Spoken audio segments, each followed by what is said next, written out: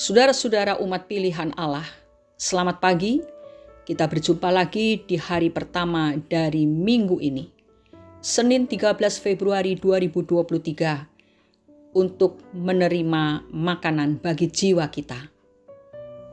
Renungan hari ini berjudul Pena Tanpa Tinta.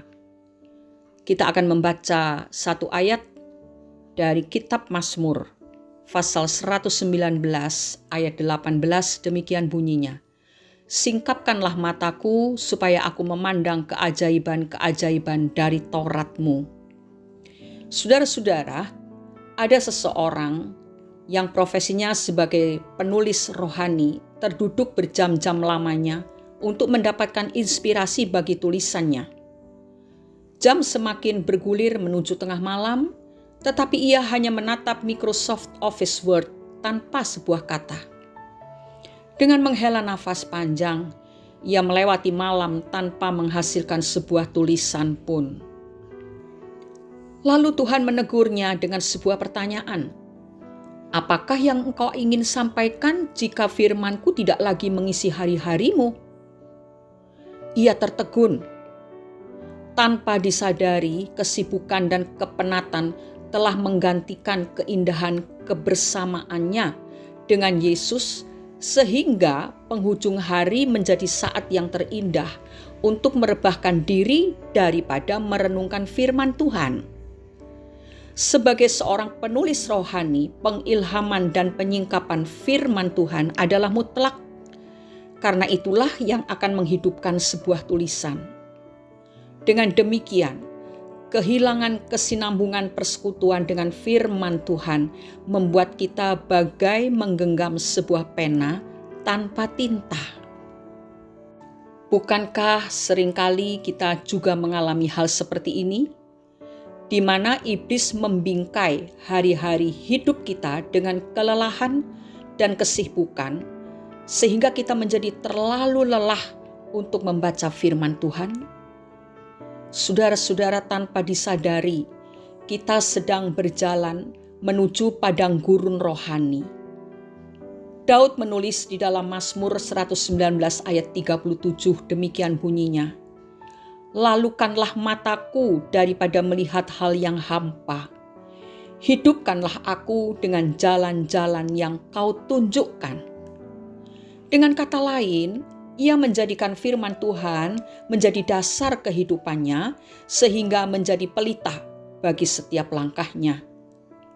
Demikianlah ayat ini mengajarkan agar kita menempatkan segala aktivitas dan kesibukan sebagai cabang dan firman-Nya menjadi akar dari pohon kehidupan kita. Hal ini membuat kita bisa menghasilkan buah-buah rohani yang dapat dilihat oleh dunia. Marilah kita merenungkan kembali hari-hari yang telah kita lewati. Apakah kita menempatkan firman Tuhan sebagai prioritas utama? Atau kita menempatkan aktivitas dan kesibukan menjadi inti dari kehidupan kita? Sejauh manakah kita mampu melihat firman-Nya memainkan peranan penting dalam kehidupan kita? Kebersamaan yang indah bersama firman Tuhan membuat kita memiliki kekuatan kepak Raja Wali untuk terbang tinggi. Sebuah lentera untuk menelusuri kegelapan. Sebuah payung yang memampukan kita untuk terus melangkah di tengah derasnya hujan. Firman-Nya telah diberikan untuk menjadi air kehidupan.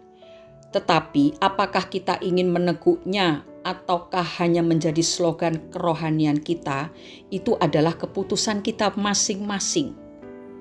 Ingatlah saudara, walau hanya sekian menit kita membiarkan roh dan jiwa kita tenggelam dalam keindahan firman-Nya, tetapi hal itu dapat melahirkan suatu kehidupan kekristenan yang memiliki kehebatan dinamika kuasanya. Renungkanlah firman Tuhan setiap hari. Walaupun tidak memakan waktu berjam-jam, tetapi bila kita menenangkan diri, merenungkan firman dan meresapinya, lalu kita menyerahkan hidup kita supaya Roh Kudus memampukan kita untuk melakukan firman Tuhan, maka itu akan mendatangkan hasil yang luar biasa.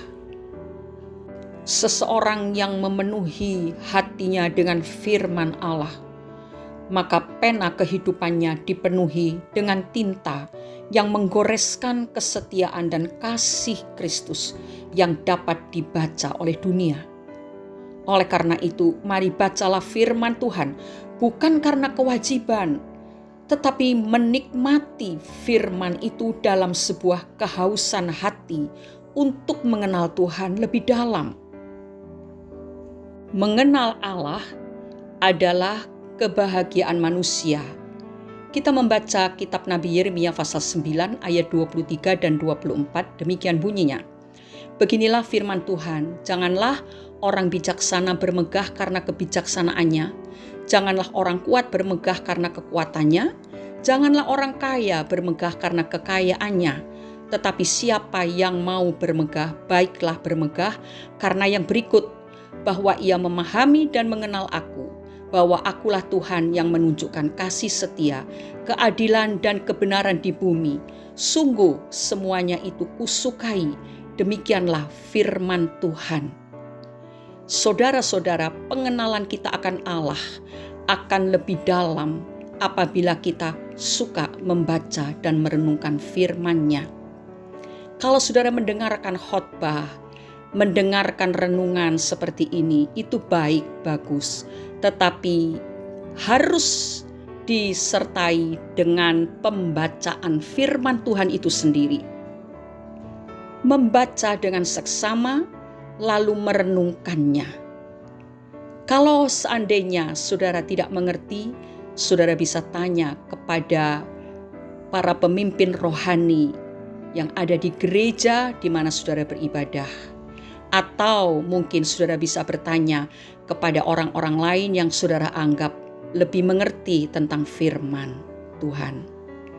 Setelah kita mengerti dan memahami, mari kita melakukannya.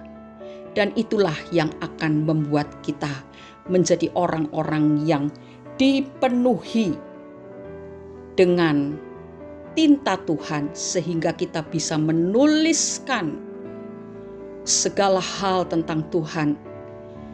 Mungkin lewat tulisan-tulisan karena kita seorang penulis juga, atau kalau kita bukan penulis, kita bisa mengekspresikannya lewat tindakan kita, lewat sikap kita, dan keadaan kita yang bisa dilihat oleh orang lain.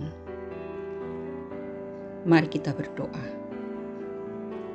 Bapa di surga, pagi hari ini kami mengucap syukur lagi atas kebaikan dan kasih setiamu yang tak pernah berakhir dalam hidup kami. Terima kasih untuk didikan yang Engkau berikan kepada kami hari ini, dan kiranya Roh Kudus memampukan kami untuk menyerap apa yang menjadi kehendak Tuhan dalam hidup kami ini.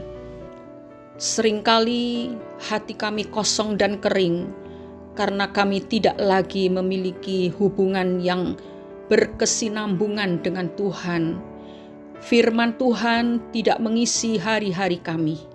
Tetapi pagi hari ini kami disadarkan kembali oleh kasih-Mu Bapa, supaya kami kembali dan kami mau memperbaiki cara kami mengatur waktu, sehingga kami tidak kelelahan, sehingga kami masih dapat merenungkan firman dengan baik, mengisi hati kami dengan perkataan-perkataan yang penuh kuasa, yaitu firman Tuhan.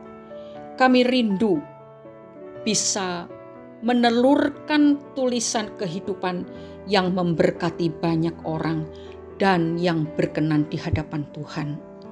Terima kasih Bapa, dengarlah doa yang kami naikkan dengan ucapan syukur ini di dalam nama Tuhan Yesus Kristus. Amin. Kebahagiaan seseorang adalah bila ia mengenal dan memahami Tuhan. Selamat beraktivitas.